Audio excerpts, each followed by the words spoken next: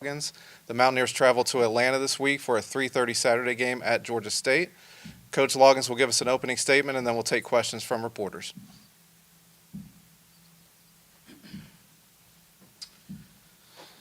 All righty. Thank you guys for being here. Want to thank our fans first and foremost for leading that victory last week. It was a huge home win for us. Sixth largest crowd ever here, and you felt it. You felt the energy. It had a huge impact on winning. So very grateful for everyone that showed up and stayed with us for 4 quarters, and an awesome team win, complimentary win in all 3 phases. And now we've got another huge road test in front of us. So I'll open it up with questions. David Ware, 24/7 Sports. Dal, after the game Saturday, you mentioned some things to clean up. After you had a chance to digest film, what jumped to the top of that list? Yeah, start with offense. We got to continue to maximize our opportunities. We had a flea flicker. We dropped a pass on that could. I think at the point it was 17-7, would have put us inside the 10-yard line with a chance to go up 24-7 right there, and stalled out in that drive with those missed opportunities like that. So just making sure we're doing a great job there. We're becoming a good run football team on both sides of the ball. On defense, we have to continue to slow down passing games. 2 weeks in a row, we've struggled to stop the pass. Now, part of it is because we're always going to be a +1 team in the box, so we're always going to be good against the run. But now it's like you have to be able to defend the second-level RPOs. And then when you do play man coverage, and we probably played a little bit too much of it in that game, you got to be able to stop the crossing routes and those things, and be on the communication of cut calls and those things, and make sure we're on the same page defensively. And then special teams did a great job showing up, and there's still more consistency that we can create in our kickoff return game. A couple things we need to clean up in our punt return game. That happy with the way Barnes is returning the ball, and love the way that Dom responded after missing the field goal and was 2 of 3 and did a great job, because it gives you confidence. It's not the 2 makes were awesome, but it's you miss a kick and you respond the right way, which is really hard to do. So happy with that. I thought we tackled better, and we took care of the football and offense up until the last series.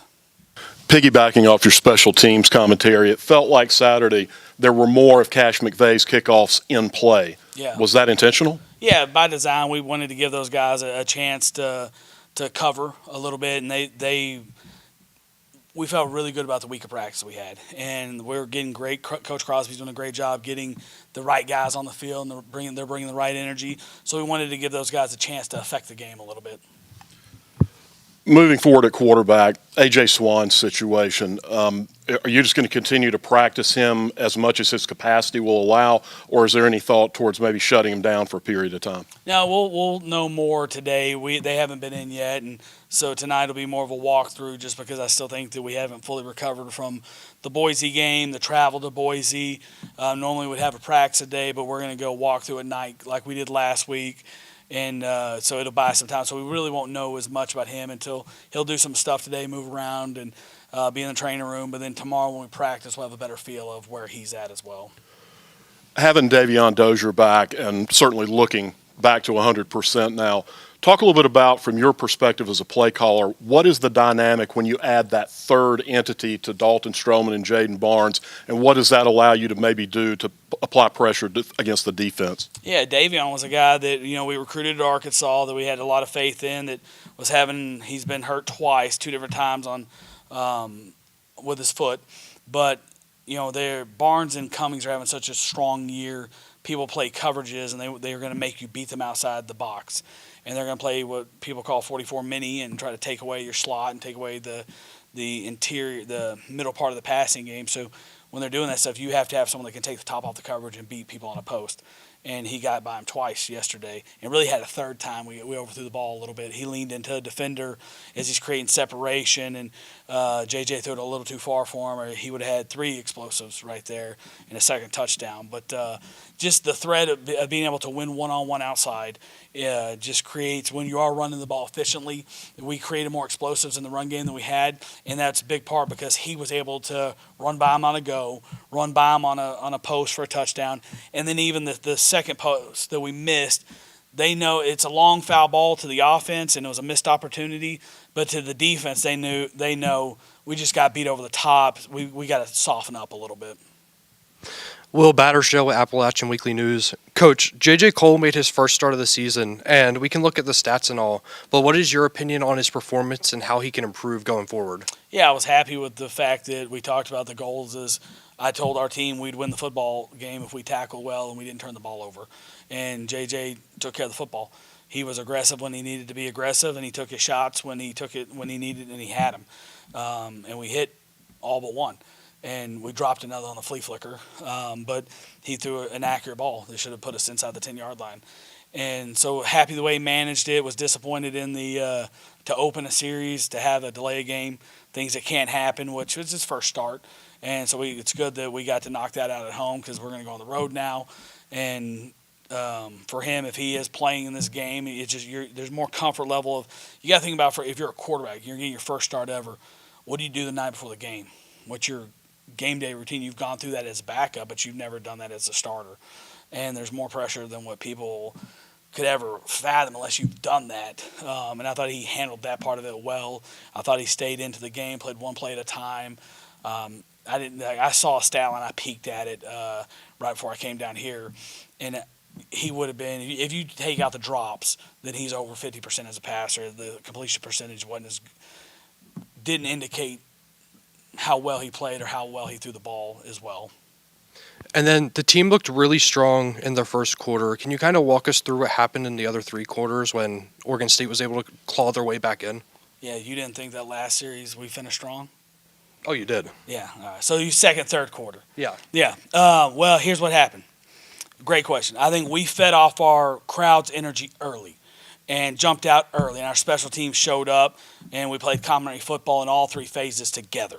So it's a flash of what this team can be. Then I think that it was kind of like the Charlotte game, and everyone kept asking me, like, why are you in such a bad mood after the game? Because I don't think we have the killer instinct yet. And I think when you have that killer instinct, when it's 17-0, then you catch that flea flicker, and you go down and score. You make it 24-7.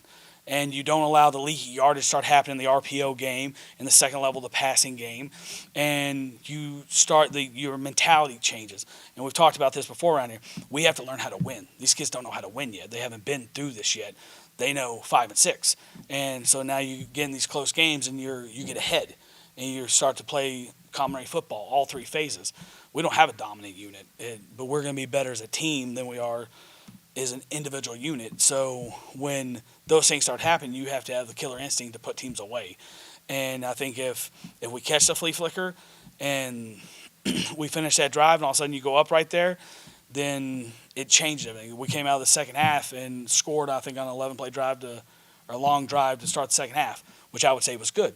And so I would say we started fast and finished strong. We had a lull for sure, but our team did what they needed to do to jump out and play with a lead. We got to finish. We have to have more of a killer mentality, but I love the way our team finished. Matt President, App State Sports Network. Looking ahead to Georgia State, they've played two quarterbacks for much of the season. What have you seen out of the way they've utilized them, and how does that dictate preparation?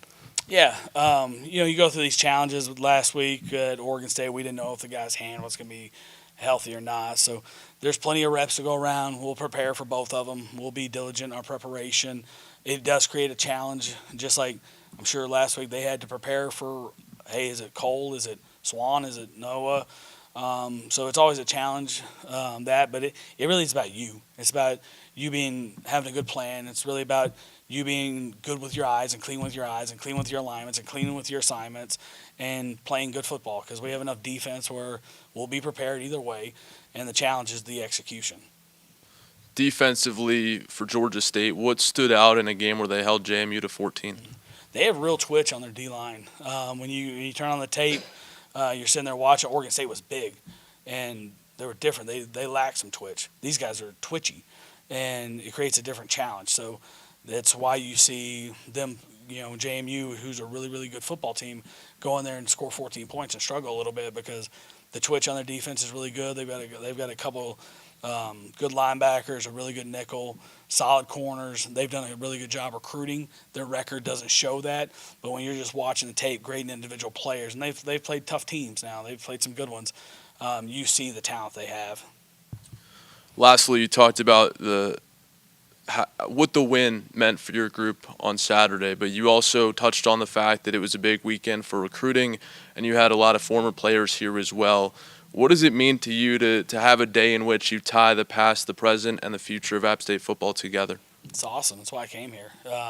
The moment that I got to share with our former players, right as the game ended, K-Rob and the boys were sitting there, and they brought unbelievable energy from the start. K-Rob, what a stud. What a stud. And getting to, I talked to Joey. He texted me before the game, or during the week, and was like, hey, I'm going to be there, and excited to watch you guys. And then got to visit with him a little bit, and we had a couple recruits taking pictures with him and stuff, which is a little bit awkward but cool at the same time. I don't know how to feel about it, but a ton of respect for Joey, and I have a ton of respect for how he feels about this place. And same thing with the former players. Like, for those guys, and they kind of rushed me at the end of the game, and it was awesome just because it was like, hey, at that moment, in a huge win, the emotion of the crowd, and for those guys, it's kind of like, hey, we accept you. Like, you're not quite one of us yet, but you're our coach, and we're in it with you. And I could hear that the goal line stand. I could hear K-Rob and the boys yelling, like, we got this, coach, we got this. I'm like, even when we're about to go victory, like, they're trying to, I'm like, whoa. With this group, it's not over till it's over. Let's kneel this thing out. But appreciative of how they, not just because I am a new, and I'm not an alum. And the way that they treat me and accept me means a lot to me. But it also means even more that they're honored and they know this door is always open for them because they built this new east side. They built the new indoor facility, and the fans to be able to take pictures with those people and remember all the great moments they've had together. Like, it's what makes this place, and that our people are the best version of us, and our people are why you come to App, and our people are why App is known, why this Block A is known. It's our former players. Any other questions for Coach? All right, thank you. Appreciate you guys. Can I jack this? Yes, of course.